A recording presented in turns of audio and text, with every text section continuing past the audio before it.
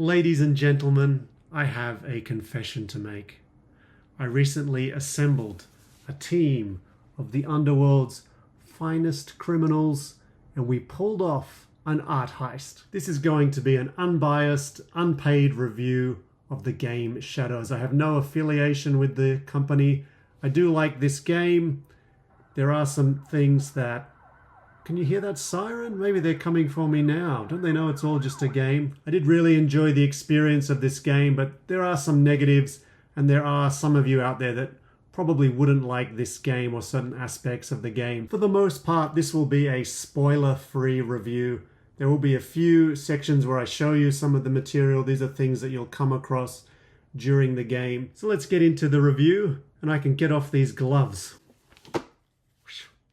And the hat could come off as well. That may come back on later, depending on the temperature here. I have just turned the air conditioning off. Winter may get the better of me. Shadows is a game released under the Cosmos brand. It's part of their Masters of Crime series. This game has elements of escape room games, elements of an investigation game, and elements of a choose-your-own-adventure book. I have a lot of experience playing investigation games. I started off a big fan of cold case style detective games. One I have here would be Body of Evidence. In these games, you'll look at some realistic evidence and then try to make conclusions as to who done it. Over time, I got a little bored with this format, and lately I've kind of gravitated towards card-based investigation games, things like Suspects. These games give you a bit more choice in your decision making. Things like Guilty and also Chronicles of Crime. As a child, I was a big fan of choose your own adventure books, and this game does have elements of that. And when I say elements, it's a bit more like influence your adventure rather than choose your own adventure. I'll get into more detail about that in a moment, but let's have a look at the key specifics of what you need to know about this game. This game includes puzzles. It does include some deductive logic. It's a one-time play. Once you've played this game, you're going to get through to the end of the story. You will have stolen one of the two paintings that the client was interested in. There will still be things left over at the end that you haven't seen, but these will be more similar to DVD extras, and you probably will have a look at those after the game, like what would have happened if I had made this choice rather than the choice I made. But you're not really going to have that same experience of sitting down and immersing yourself in this game. It's going to be more of a peek behind the curtain and seeing, some extra content. This game is recommended for 1 to 6 players. A small group would be best. I played it just by myself. I think as a solo experience, it's very good. I have played 2 games in this Masters of Crime series so far. The other is Vendetta, which I just completed a couple of days ago. One thing to note about each of these games, whereas a typical cold case game is essentially the same experience for a solo player as a group, there is one activity in each of the games which would be more fun with a larger group.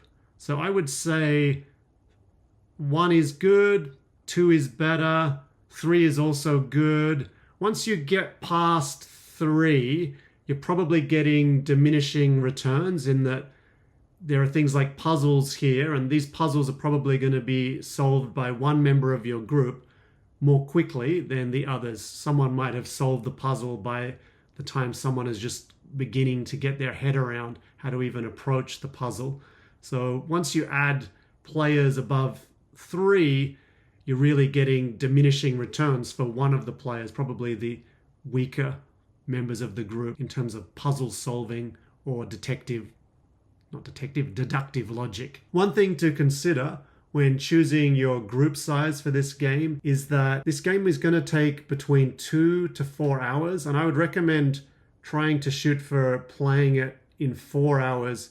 You could get through it much more quickly, but you're really going to get the most out of it by planning through this case and really taking time with your decisions. This is a good game to play with a girlfriend. If you have a family with a teenage child, it would be a good one.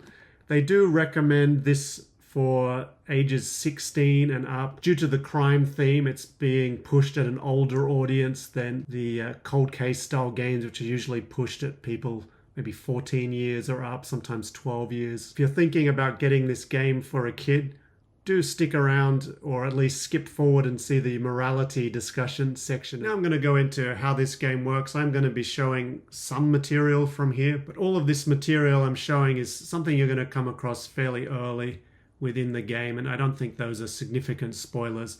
So this game is kind of a combination of both a card-based game and a document-based game. So kind of a unique sort of hybrid between what you would get in a card-based investigative game and a document-based cold case style game. Very minor spoilers here. Let's start out with the bottom left corner. We have the symbol reference cards. There's quite a few little symbols that appear on most of the cards. The game does feel pretty intuitive once you get going. This is the Heist Stack. You'll use this in the second part of the game. It contains the story as well as some links to more puzzles that you'll have to complete after you finish the planning phase. Your main draw stack is kept here. Right at the beginning of the game, you're only going to have access to this one location, which is the mobile headquarters. There's a picture on the front. You turn it over. There's plenty of text to go through on most of these cards. When you get to the end, you'll have a choice. Depending on the choice, there'll be a slightly different outcome, and you'll also be assigned various other things to read, like documents, or depending on the location, there might be some puzzles for you to complete as well. I am going to show you all of the locations. They won't all be available right at the beginning of the game, but you're always going to have some choice in where to go as you play this game. Even once you've flipped the card and had a read of what's on the back, I recommend flipping the card back over and keeping the main picture, just because the pictures themselves do contain clues. This board is essentially optional. You could just go ahead and play this game without using the board itself. It's not essential. You might want to do that if you're playing the game on a train or a bus or something like that, which can be done as long as you have Wi-Fi. If you do play the game on a train or a bus, I recommend doing it solo, as you'd likely be arrested. You can see on the heist board there's some space to keep track of the characters that you meet along the way, and you can also choose the painting that you are going to target to steal, sell, and get rich. And the game really has two specific phases. One is the planning phase of the game. During this phase you'll be making a lot of choices, and at the end of it you're going to be selecting which team members you want to choose to hire for the job, and you'll be choosing which of two artworks to steal. The other phase of the game is the heist itself. There is a really good sense of anticipation you get when approaching the heist. As this game goes on, you're going to be asked to take cards from this deck without looking at them and add them to this heist stack. At the beginning of the game, there's only about 4 cards in this heist stack, and during the game you'll be adding more and more cards from here to this stack based on your choices. And you'll also be taking cards from here without looking at them and throwing them away. I really liked this aspect of the game. It really built a sense of anticipation as for what was going to come from my choices. And it also had this interesting side of, I knew I'd foregone certain options by having to throw away certain cards, which I wasn't going to be able to look at until I got to the very end of the game as kind of my bonus content. What was my alternative option? How would that have affected things? For the most part, this game is giving you the same information regardless of what you chose. You might get a few different sentences in there, but as far as the key information related to how to plan this heist, you're getting the same information no matter what you choose.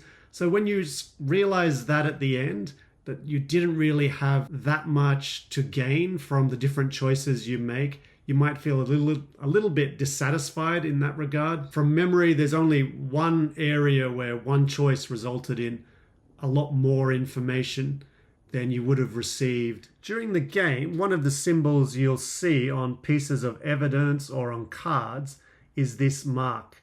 It's basically encouraging you to research a little bit more about this topic and use that research to help you make your choice. I found this a really interesting aspect of the game. I like the way they use this symbol to indicate when you do need to go to the internet to find more information.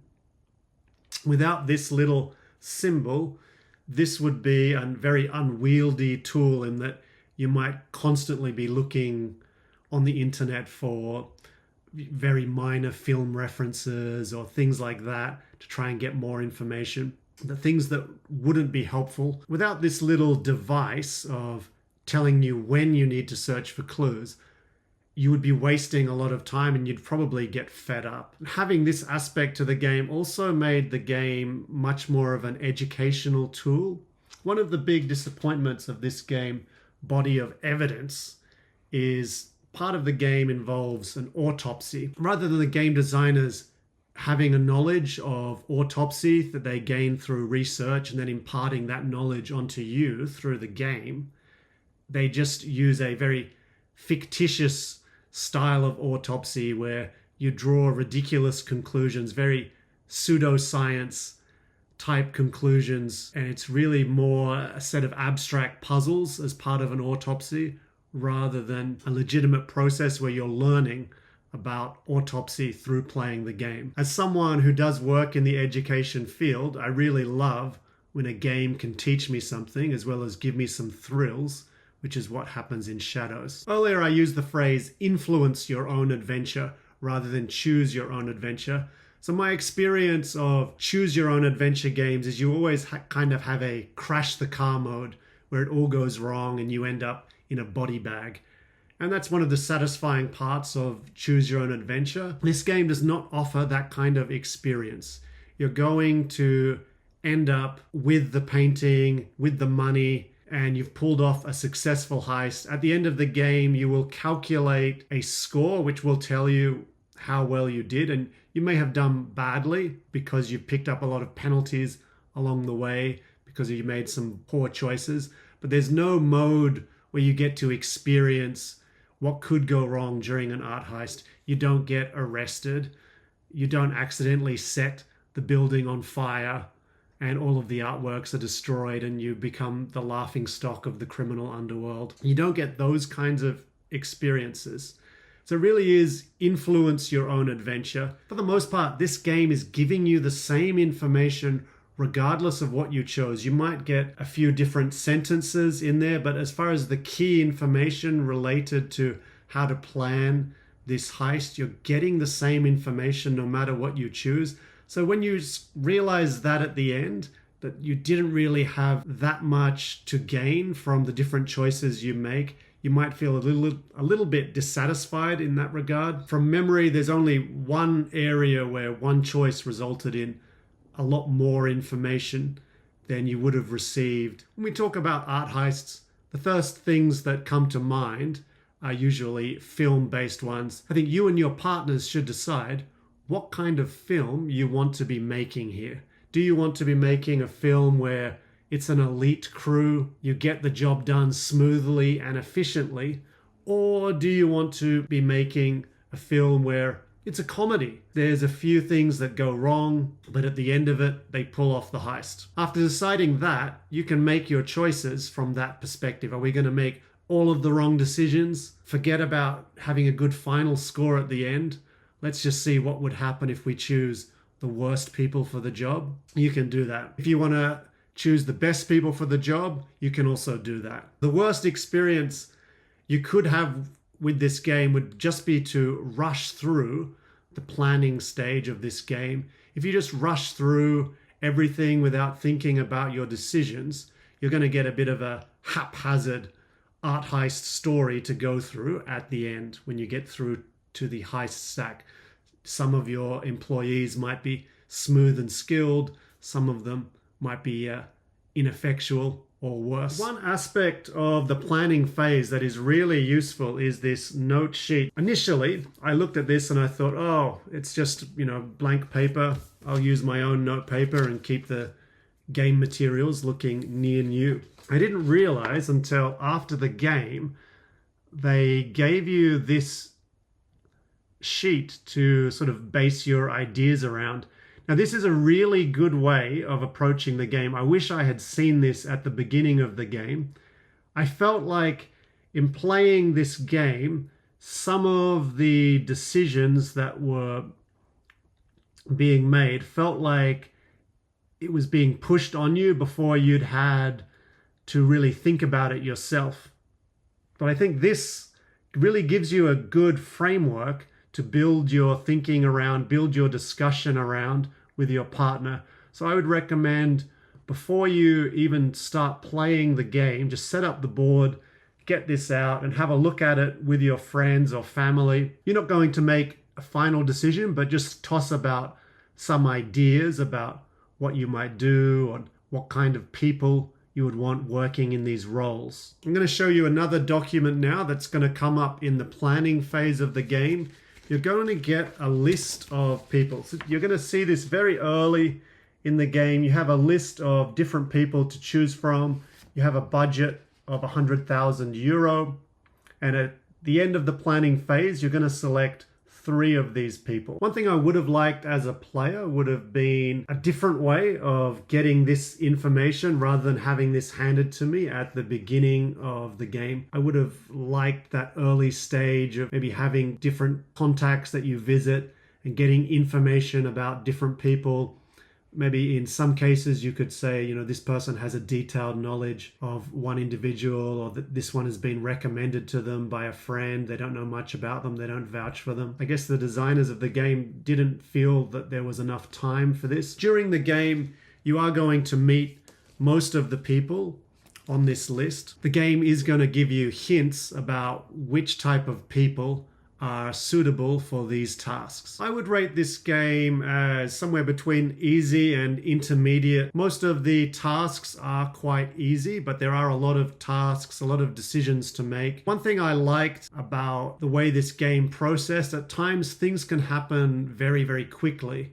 You might be able to access new locations very suddenly and suddenly be receiving a lot of information. Because of this process, even some hints and some clues that are very obvious if you are just looking at it from the perspective of playing an investigation game, because they're happening at speed, you don't actually have this feeling of, wow, this is too easy. You might actually miss some details because you suddenly are focusing your attention on a completely different area. This is something you don't really experience in a standard investigation game. So I think this combination of card-based mixed in with these longer documents and having internet-related tasks for you to research really combine well. There are a few choices in particular where the game is strongly hinting things to you. They do a lot of things like putting things in bold text. For me, this did make things a little bit too easy in some areas. I think for things related to internet clues, I think making things easy for this is a good idea, because you don't want to send people down rabbit holes where they spend 45 minutes on an unrelated task. However, for decisions involving which card to pick next, for information that is on the back of the card you're holding, I don't think having things in bold is a good idea. I think it just makes things too easy. But I guess the designers here really wanted to make this very friendly to someone that had never experienced this type of game before. And as this is the first game of its type, I can understand why you'd want to do so. If someone else comes out with a similar game, let's make it a little bit more challenging in this respect. In this game, you're not only the person assigned with plotting this heist, you're also the person responsible for creating the movie, really. And as I said, you can choose the efficient elite team, kind of a comedy of errors type of team, or if you don't take the game seriously, it'll just be kind of haphazard, the type of movie that is not going to do very well on its first weekend at the box office, unless it had a good marketing campaign and a few attractive actresses and hip actors in it. Whichever type of film you choose to make, it's going to be a simple, fast-moving film. There's no in-depth mode. to this game when it comes to characters. The characters in the game that you get to meet, they're fairly thin characters. They have one or two character traits that you'll pick up on. You don't have an in-depth relationship with the characters. There's no bromance. There's no romance. They show up, they have their little scenes, and it's over. But it's still going to be an enjoyable movie. One area where I think they could have expanded on the characters and kind of expanded on the feeling of immersion is the way the game does its hint system. The game's hint system is fairly efficient, but I would say a little bit ineffective in that it doesn't nudge you along to finding the correct answer in a way that I would like it to. For each problem you'd go to for the hint section, it gives you 2 hints. One is a bit vague, the other one's a bit more specific, and then finally you get the solution. I would like to see a few more steps added because the satisfaction of finally solving something is one of the reasons people are playing these games. Often the second hint has too much information. There are still a few steps you could go to nudge the person in the correct direction. One idea I would have for this game is why not incorporate the characters from the game into your hint system. You could go and ask for hints from each character. They could answer you in the style of the game. At first, they might give you a nudge in the right direction, maybe a word or 2 words, and eventually they could say, okay, you just don't get it, do you? And spell it out for you. As you're choosing to play a game set in this criminal underworld, you probably want more interaction with the characters themselves. I think having some sort of system within the game where you can ask questions to the characters would be really useful. I think a game that does this really well is Suspects. So here's an example of how you would ask a question in a Suspects game. You'd have the character here, you turn over the card and you can read their information, and then you have some follow-up questions you could choose to ask. You also have this little number on the side of the page, and this number can match up with different pieces of evidence within the game. So for example, you could ask this woman about this safe that is found in her house. You put the number together and then you choose another card. I'd really like to see something like that incorporated in a type of crime game like this, where you're interacting with different people and selecting them to be part of your team. If you are looking for a game where you really have a lot of freedom in being able to ask people questions, look no further than any of the games in the Chronicles of Crime series. I've only played the base game, but I think they're all using the same standard concept where you can ask people questions about anything in the game, any piece of evidence in the game. You can ask people any questions about other characters in the game, and you can ask them about themselves. Another criticism of the game is one thing you might notice from looking at some of the list of potential specialists you might hire. Some of them have pilot's licenses. When you finally get to choose who to put on your team and select the getaway method, you're given a choice: car, boat, or helicopter. It comes as a little bit of a surprise to see the word helicopter. Just the word pilot tends to be associated with flying a plane. So my expectation was surely the idea would be to fly a small plane rather than suddenly throw in this helicopter idea. When I had to think about it, I thought, okay, it makes sense that they asked this because the art gallery we're going to steal from is on the top floor of a university in Amsterdam. Therefore, if we go up from the top floor right onto the roof, we can get picked up by a helicopter. When you actually go through the materials in the game, it says you chose the helicopter. You noticed there was a helipad near the university when you saw Google Maps, so the helicopter was a good decision. However, when I looked at the helipad on Google Maps after noticing this detail on the card, the helipad is also a part of an airport, so you could have actually had a plane.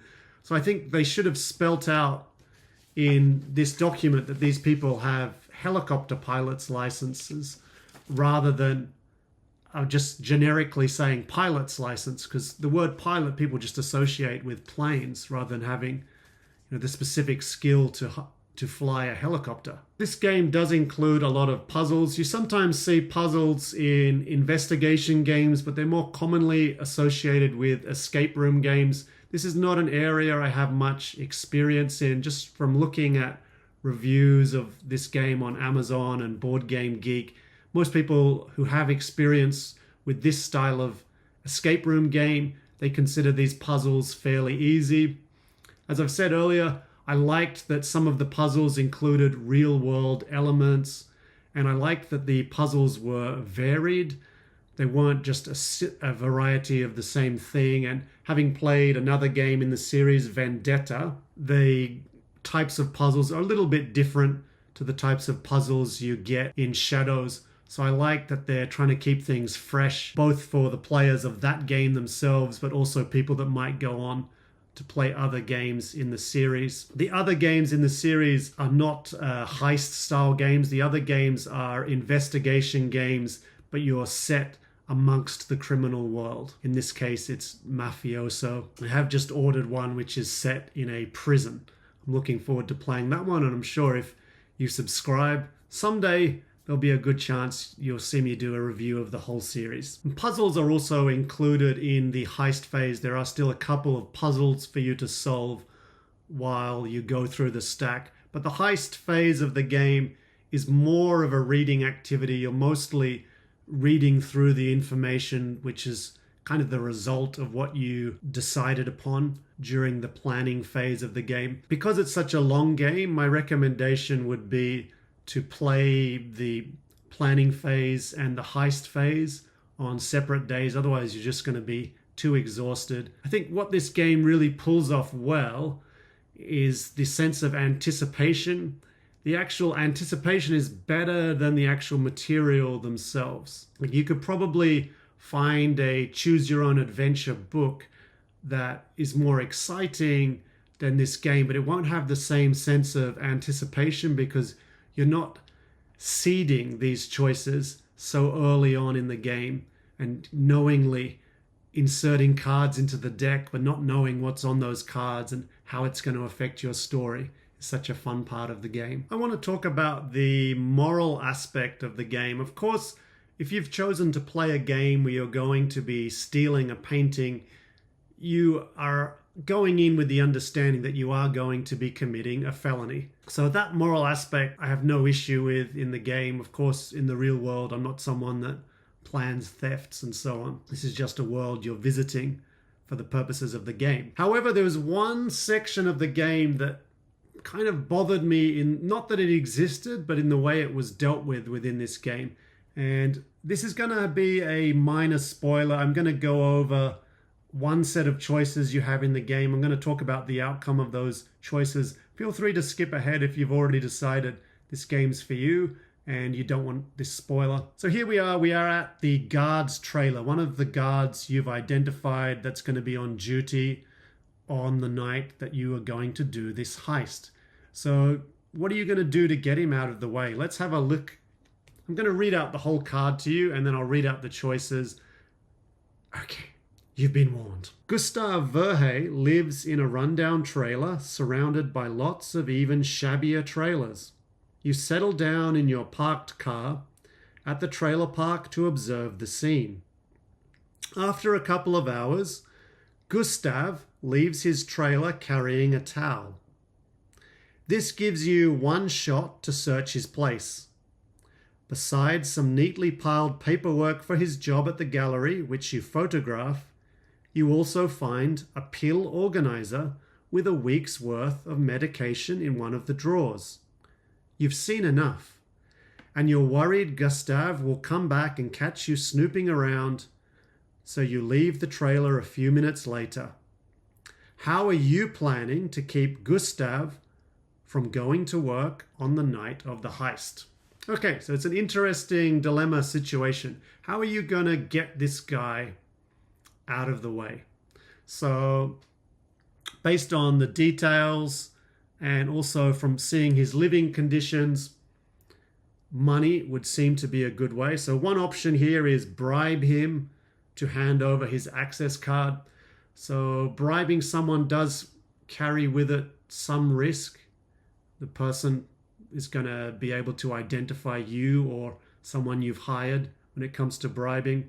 Then we also have number 2, drug him before the heist and steal his access card. So we know he takes medication. So maybe if we slipped something into his medication or into his pill box, he'll take the medication and he'll pass out and he won't go to work on that night, and he'll wake up the next morning wondering what happened in an ideal world. And then 3rd, send him a fake notice of termination and steal his access card. So those are your 3 choices, 3 good choices. Now I would say the least moral choice here is drug him, because you are not a doctor, you are not his doctor, you don't know his medical situation, you don't know that if he takes the sleeping pill instead of the pill he's supposed to take, that he's going to wake up at all. So I felt like the game doesn't want me to choose this one.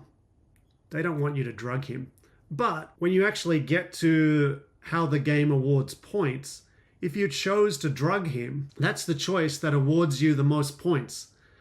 I really feel like it would have been a more interesting game to throw in this aspect of, you know, you drug him and he ends up hospitalized and he takes, you know, he's in a medically induced coma and you don't know whether or not he's going to live.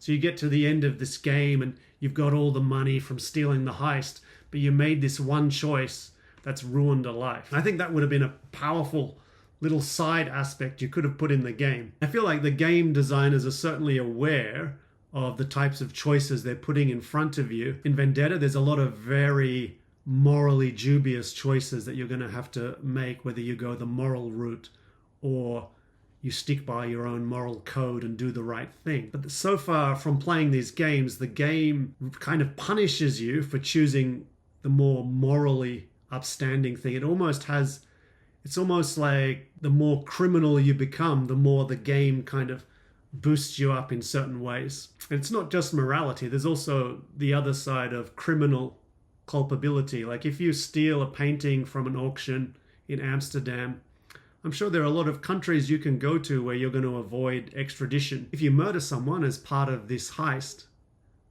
you probably don't have as many options for places to go afterwards. Because of this aspect, I do have some hesitation about recommending this game for teenagers to play. I think for adults, it's a great game to play.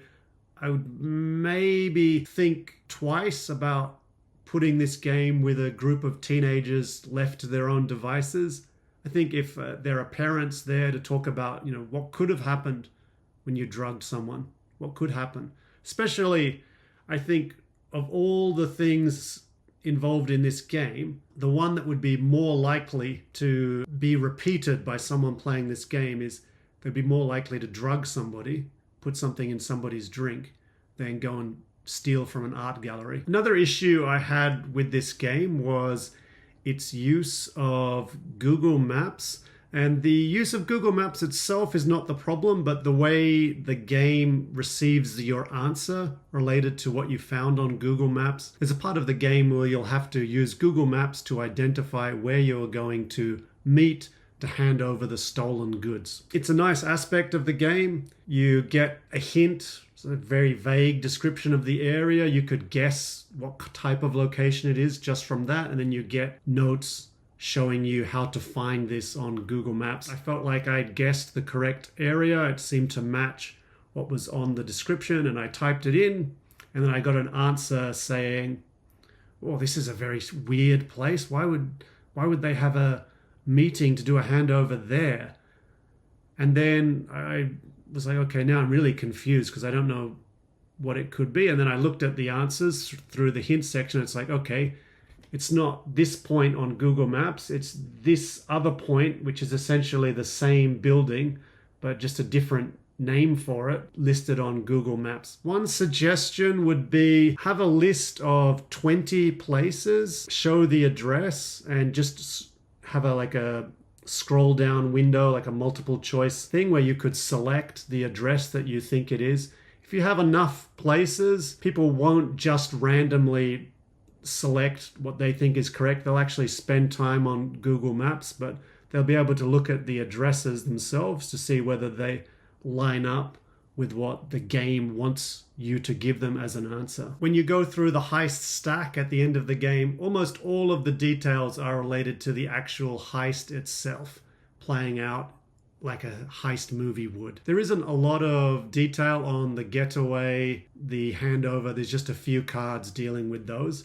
So I think going forward, and if you're interested in designing a game in this genre and you don't want to just copy a heist style game, one game I think would be really intriguing to play would be a getaway style game.